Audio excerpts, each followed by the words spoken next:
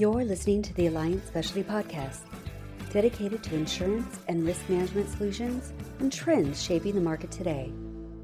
Well, thanks everybody for joining us on this edition of Alliant Specialty's Claims and Legal Podcast. I am Mike Radak, a senior claims attorney with Alliant. I'm joined again by my colleague and our resident cyber guru, David Finz. Today we're going to be discussing two important legal developments that have some relevance to our clients. Our team works extensively to keep apprised of new decisions and legal developments that impact our clients. And as always, we encourage those listening to read and subscribe to our monthly Executive Liability Insights newsletter, which contains these cases and lots of other good stuff. If you're not already on that distribution list, feel free to reach out to either one of us, and we would be happy to get you added to it. So I am first going to talk about a Supreme Court decision that provides an important ruling for government contractors. The U.S. Supreme Court in May came down with a decision in a case called Kousisis versus United States that's likely going to have a significant impact on criminal and civil fraud cases against government contractors that misrepresent their qualifications for the contract. So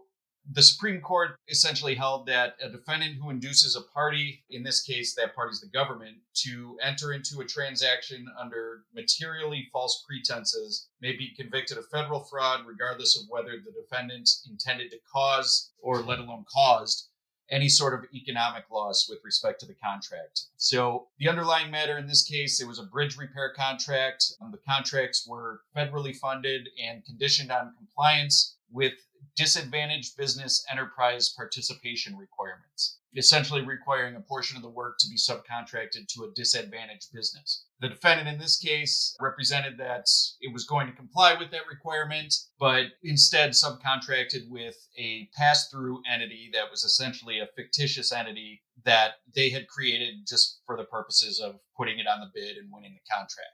The defendants were convicted of wire fraud and conspiracy, and ultimately an appeal came up to the Supreme Court. The court ruled that a government contractor can commit criminal wire fraud by fraudulently misrepresenting its eligibility for an award and inducing the government into the contract, even if the contractor ultimately performs the work according to the contract specifications. So, what this ruling effectively did was it took out the element of any sort of monetary or pecuniary loss as a required element of fraud when the government's pursuing one of these fraud cases against a contractor that misrepresented what they were doing. So there were some concurring opinions in this matter as well that some of the other justices wrote. Notably, within those opinions, they kind of provided a roadmap for a defense to these claims. They held that there was still a materiality requirement in federal fraud statutes that will limit prosecutions and help distinguish what they quoted as everyday misstatements from actionable fraud.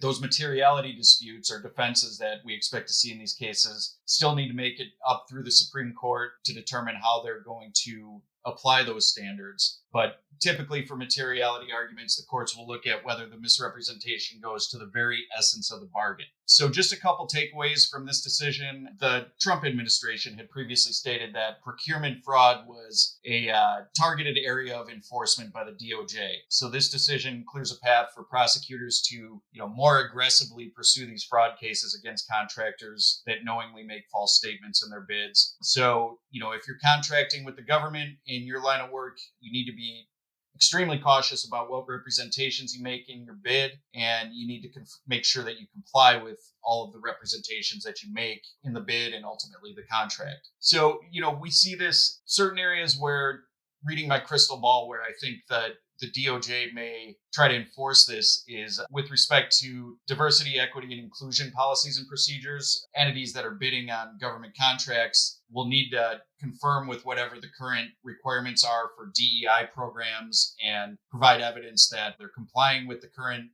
government requirements for those programs. I could see this arising also in instances of cyber controls. Businesses will need to make sure that they do have the adequate controls that they represent they have in certain contracts and bids, in the event that there is some sort of litigation that results from lack of cyber controls. We can see the government pursuing potential wire fraud claims based around that. So with that said, I'm going to kick it over to David Finz. He's going to talk to us about an important ruling involving the California Consumer Privacy Act.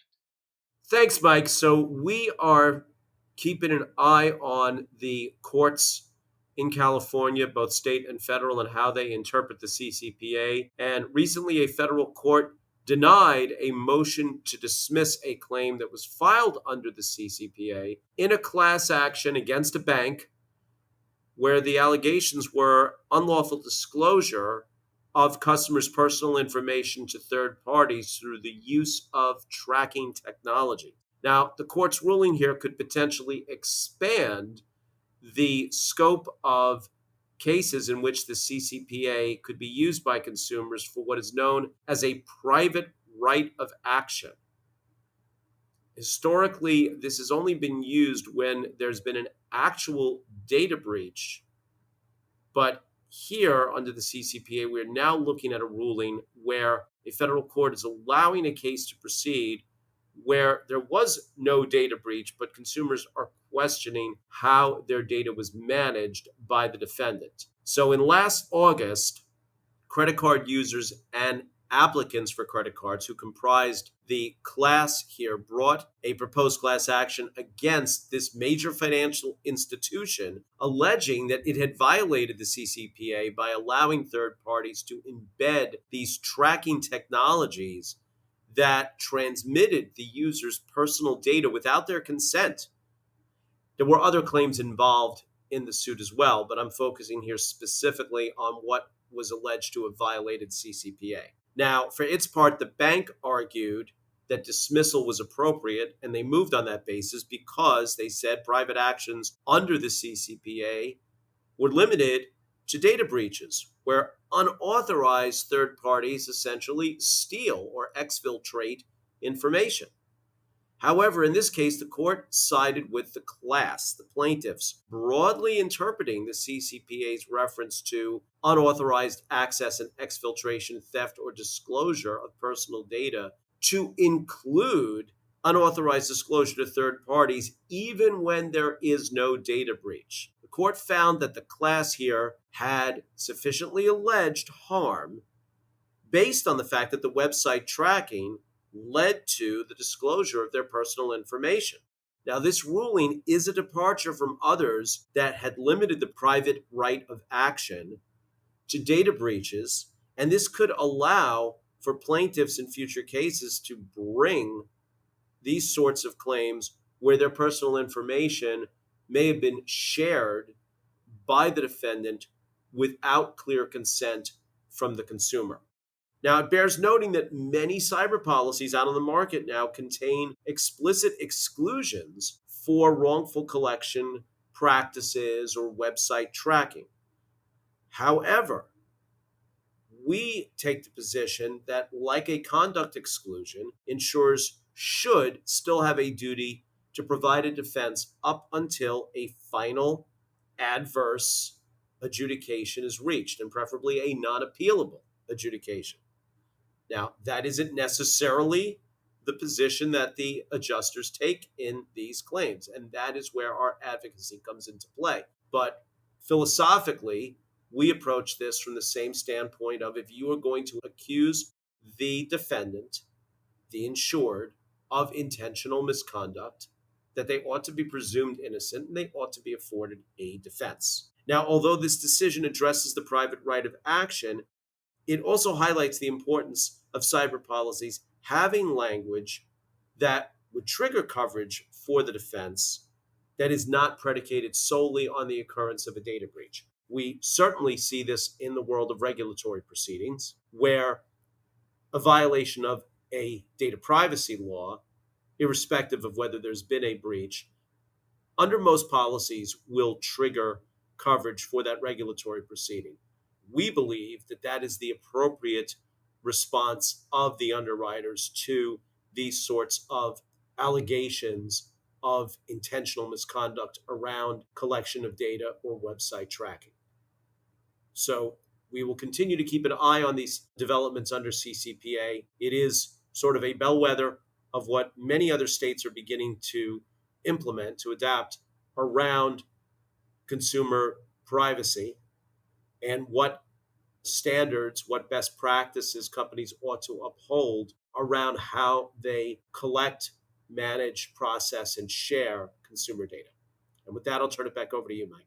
Yeah, thanks, David. Interesting stuff, and certainly a relevant topic for our space. We see plenty of consumer privacy actions, CCPA claims, and tracking claims, and regularly deal with the associated challenges that we see from the insurance carriers with respect to those claims. So definitely something we'll be keeping an eye on and likely talking about more in the future. But thanks, David.